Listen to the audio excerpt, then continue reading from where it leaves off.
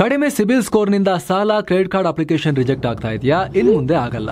SBM Z credit card ಬಳಸಿ ಈಸಿಯಾಗಿ credit score ಅನ್ನ 750 ಗಿಂತ ಜಾಸ್ತಿ ಮಾಡ್ಕೋಬಹುದು. ಇದೊಂದು FD ಆಧಾರಿತ ಕಾರ್ಡ್. UPI ಬಳಸಿ ಕ್ರೆಡಿಟ್ ಕಾರ್ಡ್ ಬ್ಯಾಲೆನ್ಸ್ ಅನ್ನ ಖರ್ಚು ಮಾಡಬಹುದು. FD ಗೆ RBI ಗ್ಯಾರಂಟಿಯೊಂದಿಗೆ 7% ಇಂಟ್ರೆಸ್ಟ್ ಕೂಡ ಸಿಗುತ್ತೆ. 30 ದಿನದಲ್ಲೇ ಕ್ರೆಡಿಟ್ ಸ್ಕೋರ್ ನಲ್ಲಿ ಇಂಪ್ರೂವ್ಮೆಂಟ್ ಕೂಡ ನೋಡಬಹುದು. ಡಿಸ್ಕ್ರಿಪ್ಷನ್ ಹಾಗೂ ಪಿನ್ ಕಾಮೆಂಟ್ ನಲ್ಲಿರೋ ಲಿಂಕ್ ಮೂಲಕ Z ಆಪ್ ಡೌನ್ಲೋಡ್ ಮಾಡಿ. ಮಧ್ಯಪ್ರದೇಶದಲ್ಲಿ ಚಿನ್ನದ ಗಣಿ ಪತ್ತೆ. KGFಗಿಂತಲೂ ದೊಡ್ಡ ನಿಕ್ಷೇಪ. ಭಾರತಕ್ಕೆ ಹೊಡೆದ ಭಾರೀ ಜಾಕ್ಪಾಟ್. ನಮಸ್ಕಾರ ಸ್ನೇಹಿತರೆ, ಮಸ್ತ್ಮಗ.comಗೆ ಸ್ವಾಗತ. ಸ್ನೇಹಿತರೆ, ಭಾರತದಲ್ಲಿ ಮತ್ತೆ ಚಿನ್ನದ ಯುಗ ಮರುಕಳಿಸ್ತಿದ್ಯಾ ಅನ್ನೋ ವಾತಾವರಣ ನಿರ್ಮಾಣವಾಗಿದೆ.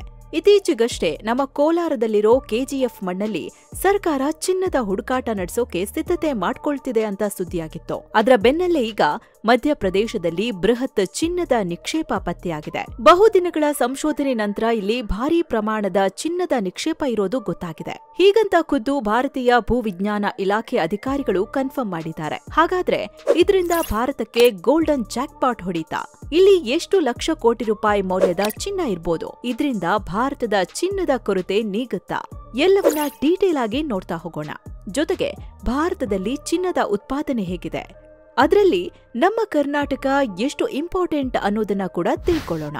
100 ಹೆಕ್ಟೇರ್ ಗಣಿ ಸಿಕ್ತು ಚಿನ್ನದ ಖಜಾನೆ. ಸ್ನೇಹಿತರೆ, ಮಧ್ಯಪ್ರದೇಶದ ಜಬಲ್ಪುರ್ ಜಿಲ್ಲೆಯಲ್ಲಿ ದೊಡ್ಡ ಚಿನ್ನದ ನಿಕ್ಷೇಪ ಇರೋದು ಕನ್ಫರ್ಮ್ ಆಗಿದೆ. ಅಲ್ಲಿನ ಶಿಹೋರಾ ತಾಲೂಕಿನ ಬೇಲಾ ಮತ್ತು ಬಿನೇಕಾ ಗ್ರಾಮಗಳ ನಡುವೆ ಭಾರೀ ಪ್ರಮಾಣದ ಚಿನ್ನ ಇದೆ ಅಂತ ಭಾರತೀಯ ಭೂವಿಜ್ಞಾನ ಅಧಿಕಾರಿಗಳು ಖಚಿತಪಡಿಸಿದ್ದಾರೆ. ಹಲವು ವಾರಗಳಿಂದ ಈ ಭಾಗದಲ್ಲಿ ಭೂವೈಜ್ಞಾನಿಕ ತಂಡಗಳು ಸಂಶೋಧನೆ ನಡೆಸ್ತಾ ಇದ್ವು. ಮಣ್ಣಿನ ಮಾದರಿ ಮತ್ತು ಉತ್ಖನನ ಮಾಡೋ ಕೆಲಸ ಮಾಡ್ತಾನೆ ಇದ್ವು. ಮಣ್ಣಿನ ಸ್ಯಾಂಪಲ್ ಅನ್ನ ರಾಸಾಯನಿಕ ವಿಶ್ಲೇಷಣೆಗೆ ಒಳಪಡಿಸಿದ ಬಳಿಕ ಇಲ್ಲಿ ಚಿನ್ನದ ಕುರುಹುಗಳಿರೋದು ಗೊತ್ತಾಗಿದೆ ಅಂತ ಅಧಿಕಾರಿಗಳು ಹೇಳಿದ್ದಾರೆ. ಭಾರತೀಯ ಭೂವಿಜ್ಞಾನ ಇಲಾಖೆ ಮಹಾನಿರ್ದೇಶಕ ಅಸಿತ್ ಸಹ ಇಲ್ಲಿ ಚಿನ್ನಕ್ಕೆ ಸಂಬಂಧಿಸಿದ ಕಣಗಳಿರೋದು ಕನ್ಫರ್ಮ್. ಆದ್ರೆ ಎಷ್ಟು ಪ್ರಮಾಣದಲ್ಲಿ ಚಿನ್ನ ಇದೆ ಅನ್ನೋದನ್ನ ಇನ್ನಷ್ಟೇ ಖಚಿತಪಡಿಸಬೇಕು. ಆದ್ರೆ ಮೇಲ್ನೋಟಕ್ಕೆ ದೊಡ್ಡ ಪ್ರಮಾಣದಲ್ಲಿ ಬಂಗಾರ ಇರೋ ಥರ ಕಾಣಿಸ್ತಿದೆ ಅಂದಿದ್ದಾರೆ. ಪ್ರಾಥಮಿಕ ವರದಿ ಪ್ರಕಾರ 100 ಹೆಕ್ಟೇರ್ ಅಂದ್ರೆ 247 ಎಕರೆ ಜಾಗದಲ್ಲಿ ಲಕ್ಷಾಂತರ ಟನ್ ಚಿನ್ನ ಇರ್ಬೋದು ಅಂತ ಅಂದಾಜಿಸಲಾಗಿದೆ. ಒಂದ್ ವೇಳೆ ಇದೇನಾದ್ರೂ ನಿಜ ಆದ್ರೆ ಜಬಲ್ಪುರ್ ಭಾರತದ ಅತಿ ದೊಡ್ಡ ಚಿನ್ನದ ಗಣಿಗಳಲ್ಲಿ ಒಂದಾಗತ್ತೆ. 12 ಲಕ್ಷ ಕೋಟಿ ರೂಪಾಯಿ ಮೌಲ್ಯದ ಚಿನ್ನ. ಸ್ನೇಹಿತರೆ, ಈ ಜಬಲ್ಪುರ್ ಈಗಾಗಲೇ ಕೆಲ ಅಮೂಲ್ಯ ಖನಿಜ ಸಂಪತ್ತುಗಳಿಗೂ ಹೆಸರುವಾಸಿಯಾಗಿರೋ ಪ್ರದೇಶ. ಇಲ್ಲಿ ಕಬ್ಬಿಣದ ಅದಿರಿನ ನಿಕ್ಷೇಪ ಇದೆ.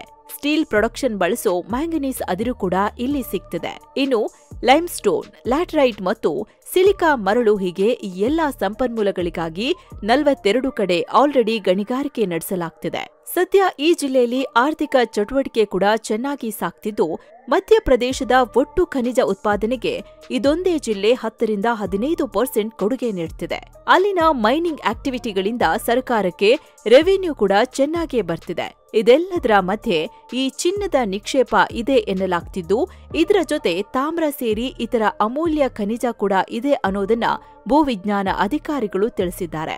ಇದು ಮಧ್ಯ ಭಾರತದಲ್ಲಿ ಇತ್ತೀಚಿನ ವರ್ಷಗಳಲ್ಲಿ ನಡೆದ ಅತಿ ದೊಡ್ಡ ಸಂಶೋಧನೆಯಾಗಿದೆ ಅಂತ ಅಧಿಕಾರಿಗಳು ತಿಳಿಸಿದ್ದಾರೆ.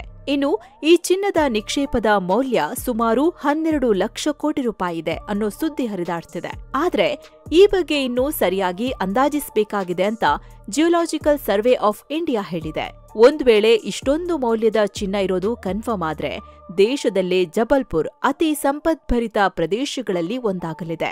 ಯಾಕಂದ್ರೆ KGFನಲ್ಲಿ ಈವರೆಗೆ 800 ಟನ್ ಚಿನ್ನ ತೆಗೆಯಲಾಗಿತ್ತು. ಆದ್ರೀಗ 12 ಲಕ್ಷ ಕೋಟಿ ಮೌಲ್ಯದ ಚಿನ್ನ ಅಂದ್ರೆ KGFಗಿಂತ 365 ಟನ್ ಜಾಸ್ತಿ ಜಬಲ್ಪುರ್ನಲ್ಲಿ ಸಿಗ್ಬೋದು. ಹೀಗಾಗಿ ಈ ಸುದ್ದಿ ಭಾರಿ ಸಂಚಲನಕ್ಕೆ ಕಾರಣವಾಗ್ತಿದೆ.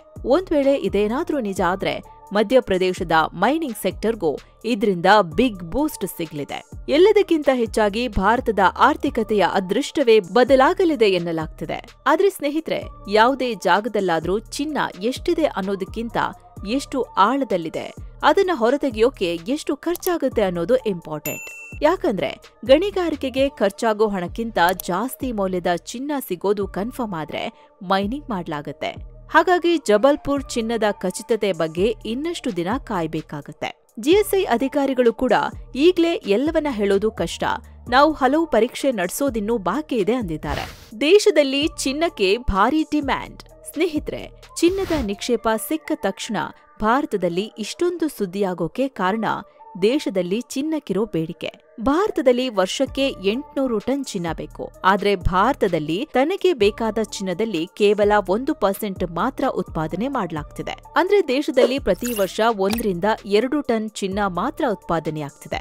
ಇನ್ನುಳಿದ 99% ಚಿನ್ನಕ್ಕಾಗಿ ಭಾರತ ವಿದೇಶಿಗಳ ಮೇಲೆ ಅವಲಂಬನೆಯಾಗಿದೆ. 2023-24 ಆರ್ಥಿಕ ವರ್ಷದಲ್ಲಿ ಭಾರತ 1672 ಕೆಜಿ ಚಿನ್ನ ಉತ್ಪಾದನೆ ಮಾಡಿತ್ತು.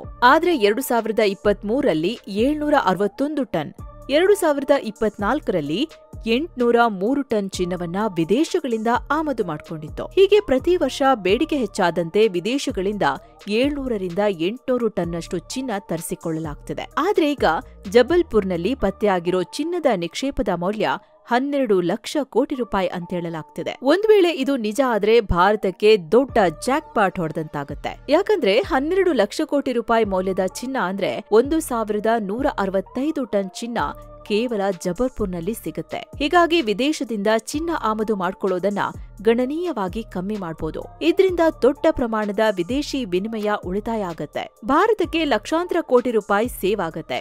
ಜೊತೆಗೆ ವಿದೇಶಗಳ ಮೇಲಿನ ಇಂಪೋರ್ಟ್ ಡಿಪೆಂಡೆನ್ಸಿ ಕೂಡ ಕಡಿಮೆ ಆಗತ್ತೆ. ಹೀಗಾಗಿ ಈ ವಿಚಾರ ಕನ್ಫರ್ಮ್ ಆದ್ರೆ ಭಾರತಕ್ಕೆ ದೊಡ್ಡ ಜಾಕ್ ಪಾಟ್ ಹೊಡೆಯೋದ್ರಲ್ಲಿ ಯಾವುದೇ ಡೌಟ್ ಇಲ್ಲ. ರಾಜ್ಯದಲ್ಲೂ ನಡೀತಿದೆ ಚಿನ್ನದ ಶೋಧ. ಸ್ನೇಹಿತರೆ, ಚಿನ್ನಕ್ಕಾಗಿ ಇಷ್ಟೊಂದು ಬೇಡಿಕೆ ಇರೋದ್ರಿಂದ ಕೇವಲ ಮಧ್ಯಪ್ರದೇಶ ಅಷ್ಟೇ ಅಲ್ಲ, ಇಡೀ ದೇಶದಾದ್ಯಂತ ಬಂಗಾರದ ಶೋಧ ನಡೀತಿದೆ.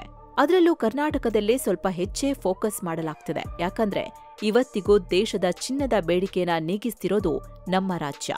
ಭಾರತ 1% ಚಿನ್ನ ಉತ್ಪಾದನೆ ಮಾಡ್ತಿದೆ ಅಂದ್ವಲ್ಲ, ಅದರಲ್ಲಿ ದೊಡ್ಡ ಪಾಲು ಕೊಡುಗೆ ನೀಡ್ತಿರೋದು ಕರ್ನಾಟಕ.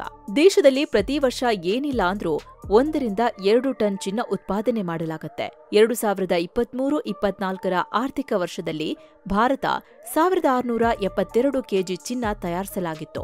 ಈ ಪೈಕಿ 1553 ಕೆಜಿ ಚಿನ್ನನ ನಮ್ಮ ರಾಯಚೂರಿನ ಹಟ್ಟಿ ಚಿನ್ನದ ಗಣಿ ಪ್ರದೇಶದಲ್ಲಿ ತಯಾರಿಸಲಾಗಿದೆ. ಅಂದ್ರೆ ದೇಶದಲ್ಲಿನ ಚಿನ್ನದ ಉತ್ಪಾದನೆಯಲ್ಲಿ ಕರ್ನಾಟಕದಲ್ಲೇ 90%ಗೂ ಅಧಿಕ ಚಿನ್ನ ಉತ್ಪಾದನೆಯಾಗ್ತಿರೋದು ಕ್ಲಿಯರ್ ಆಗಿದೆ.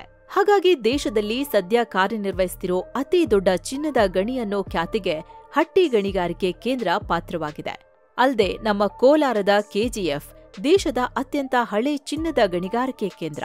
ಇಲ್ಲಿಂದ ಕಳೆದ 120 ವರ್ಷಗಳಲ್ಲಿ 800 ಟನ್ಗಳಷ್ಟು ಚಿನ್ನವನ್ನ ಇಲ್ಲಿ ಉತ್ಪಾದಿಸಲಾಗಿದೆ.